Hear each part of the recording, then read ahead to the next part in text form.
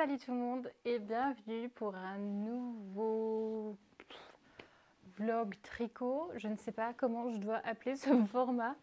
Je vous avais demandé sur Instagram si ça vous disait de nouveau une vidéo sur ma machine à tricoter.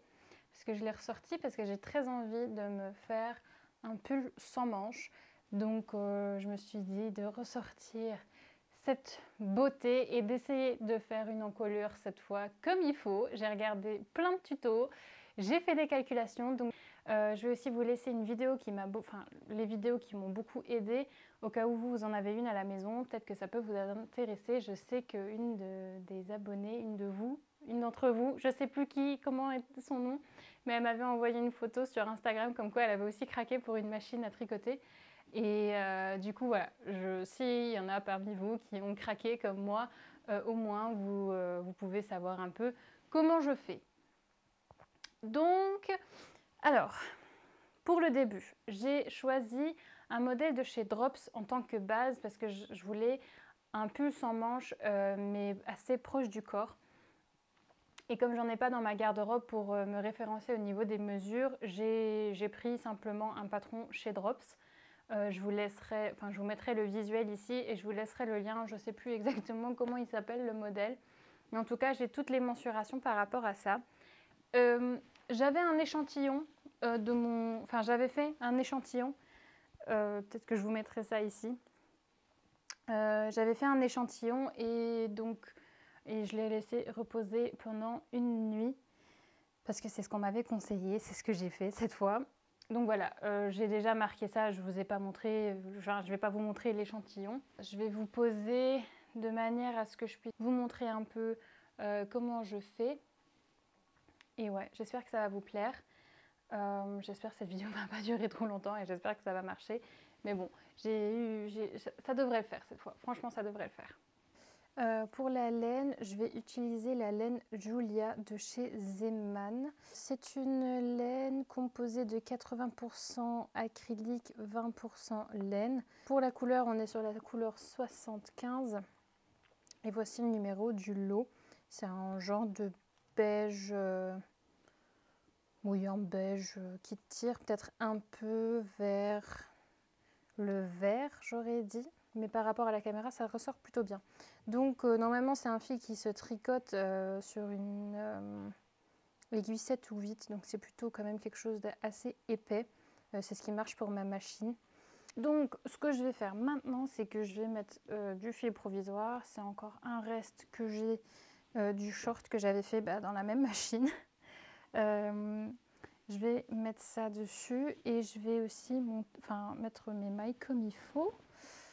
Et puis, on va tout doucement commencer. Je vais vous montrer comment je fais j'ai la pièce pour faire des côtes. J'ai la pièce pour faire des côtes, sauf que ça m'intimide un peu. Et comme aujourd'hui déjà, j'apprends quelque chose d'assez nouveau, c'est des nouvelles techniques, j'ai pas envie de m'embrouiller encore plus avec la partie pour faire des côtes. Donc au final, je vais juste utiliser celui-là. Ça fera très bien l'affaire.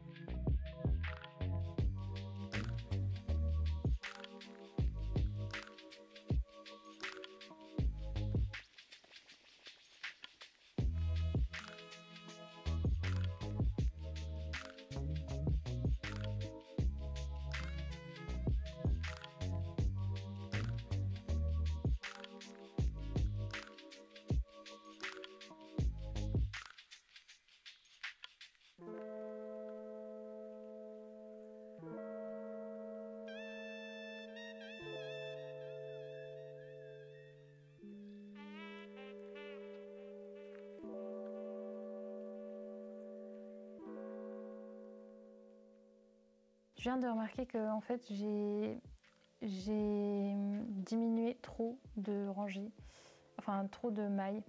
J'aurais dû avoir au final 57 mailles et j'en ai 54. Donc j'ai diminué de 3 mailles de trop. Après c'est pas si grave que ça. J'aurais une emmanchure un petit peu plus échancrée. C'est pas dramatique non plus. Ce que je vais faire maintenant, c'est tricoter 29 rangs jusqu'à mon rang 99, enfin 99 pardon. Et puis ensuite, je vais commencer à faire mon encolure. Je vais de nouveau me mettre un tuto, juste pour être sûre de ne pas faire n'importe quoi. Et puis voilà.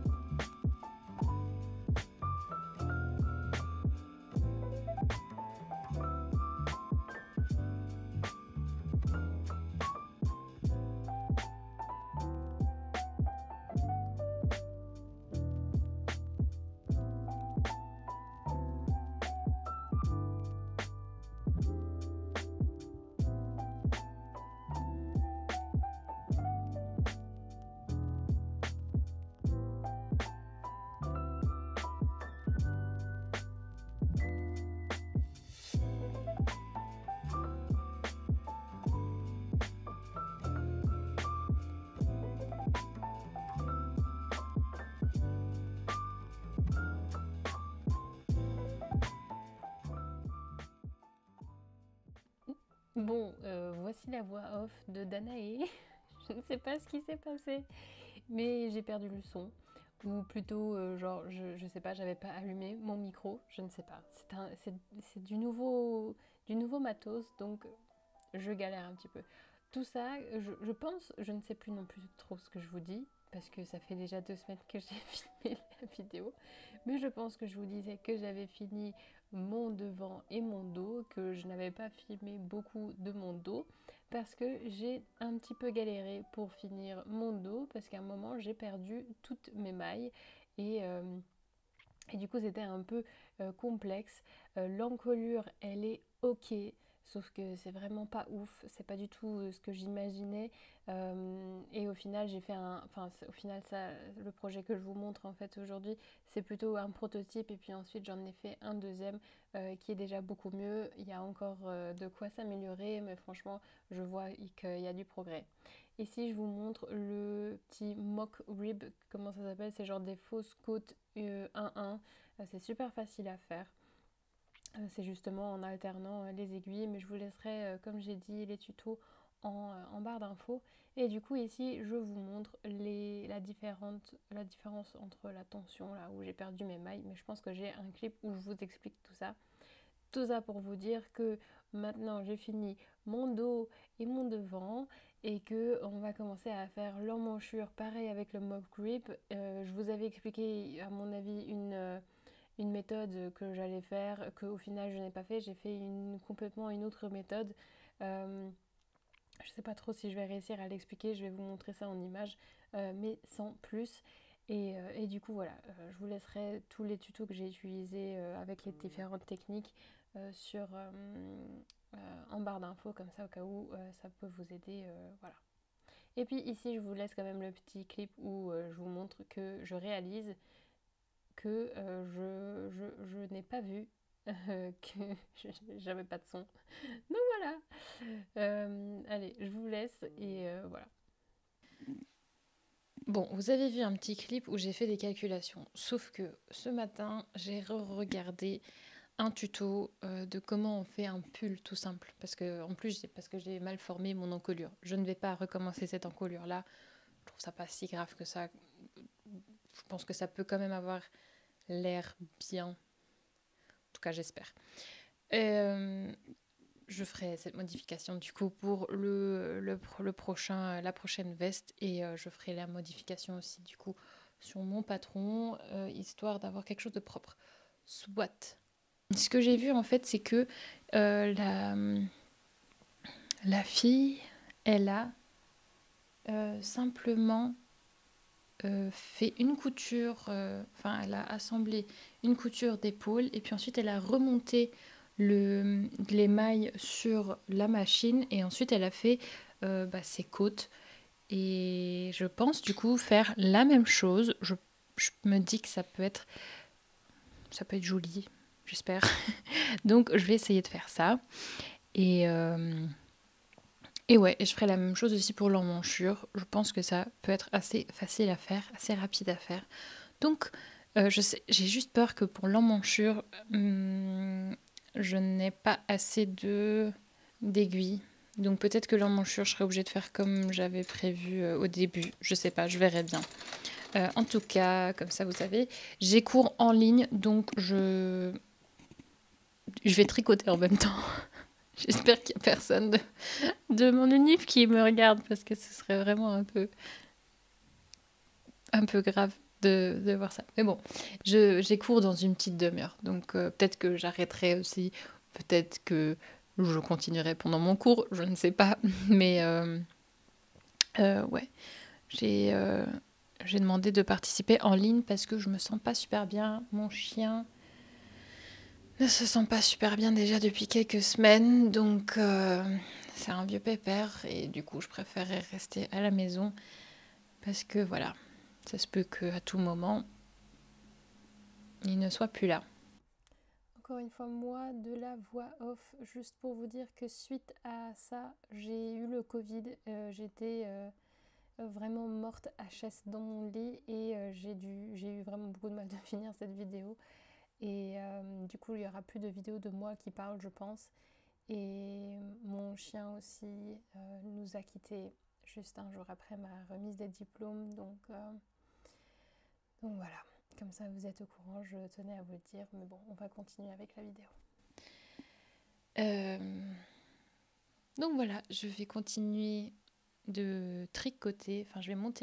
Je vais déjà coudre mon épaule, remonter mes mailles sur ma machine. Et voilà. J'espère que j'espère que c'est assez clair ce que je raconte. Mais bon, j'espère que les images parleront un peu. Si vous voulez voir ma petite tenue, à la base, je voulais aller en cours, donc je me suis habillée comme si j'allais en cours. Et au final, je reste à la maison, donc je vais vous montrer ma tenue, comme ça, elle n'est pas completely wasted. C'est mieux. Tada! Bon, normalement, je voulais mettre des bottes, pas mes Birkenstock, hein, on est d'accord. Mais voilà. Voilà la petite tenue. C'est une tenue pratiquement que seconde main.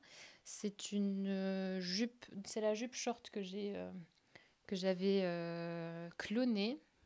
Elle est de chez Stradivarius, je ne sais pas de quelle saison. Ça, c'était un pull que j'ai aussi de seconde main. C'est un pull en laine qui a rétréci parce que je l'ai mal mis en machine. Je suis un peu deg. C'était un pull de chez Auchan, je crois. Et pour les collants, ce ne sont pas des collants seconde main.